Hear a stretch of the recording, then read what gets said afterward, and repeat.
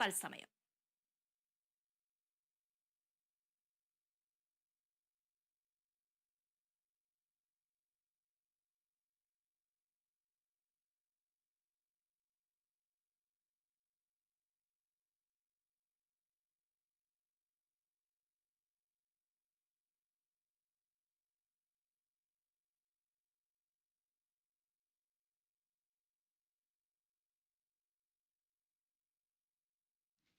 മനുഷ്യത്വരഹിതമായ ഈ ആക്രമണം മനുഷ്യരാശിയോടാകെയുള്ള വെല്ലുവിളിയാണ്. ജാതിയും മതവും വംശവും ദേശവും ഏതുമാകട്ടെ, മനുഷ്യരെല്ലാം ആഗ്രഹിക്കുന്നത് സമാധാനവും സന്തോഷവും സുരക്ഷിതത്വവുമുള്ള ജീവിതമാണ്. എന്നാൽ ഭീകരവാദവും വർഗീയതയും പോലുള്ള മനുഷ്യവിരുദ്ധമായ ആശയങ്ങൾ അതിൻ്റെ കടക്കലാണ് കത്തിവെക്കുന്നത്. ഭൂമിയിലെ സ്വർഗമെന്ന് വിശേഷിപ്പിക്കപ്പെടുന്ന ഇന്ത്യയുടെ അഭിമാനമായ മനോഹരമായ കാശ്മീരിൻ്റെ ജീവിതം ഇനിയും രക്തപങ്കിലമായിക്കൂടാ.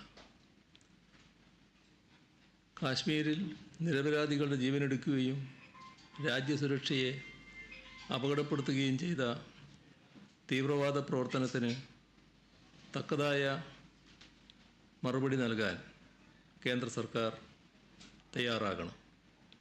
എല്ലാതരം തീവ്രവാദ പ്രവർത്തനങ്ങൾക്കെതിരെയും ശക്തമായ പ്രതിരോധമുയർത്താനും സാഹോദര്യത്തിനും മാനവികതയ്ക്കുമായി നിലകൊള്ളാനും ഒരു സമൂഹമെന്ന നിലക്ക് നമുക്ക് സാധിക്കണം.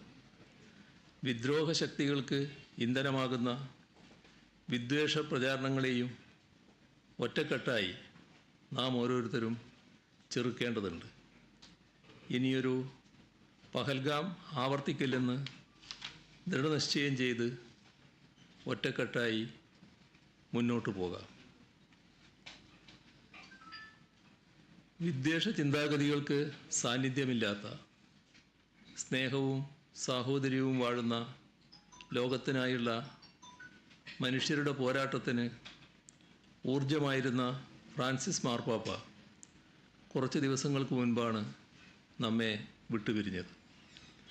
അഭിവന്ദ്യനായ മാർപ്പാപ്പയുടെ സ്മരണയ്ക്ക് മുന്നിൽ ആദരാഞ്ജലികൾ അർപ്പിക്കുന്നു. പാവപ്പെട്ടവരുടെയും പാർശ്വവൽക്കരിക്കപ്പെട്ടവരുടെയും വിമോചനത്തിനും ലോക സമാധാനത്തിനും വേണ്ടിയാണ് മാർപ്പാപ്പ പ്രവർത്തിച്ചത്.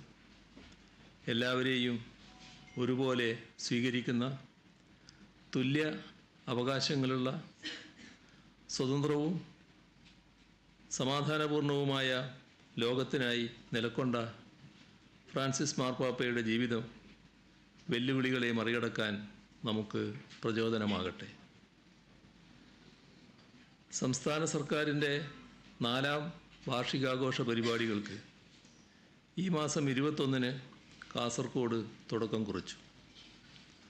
തുടർഭരണം ലഭിച്ചത് കണക്കാക്കുമ്പോൾ LDF സർക്കാർ 10ാം വർഷത്തിലേക്കാണ് കടക്കുന്നത്.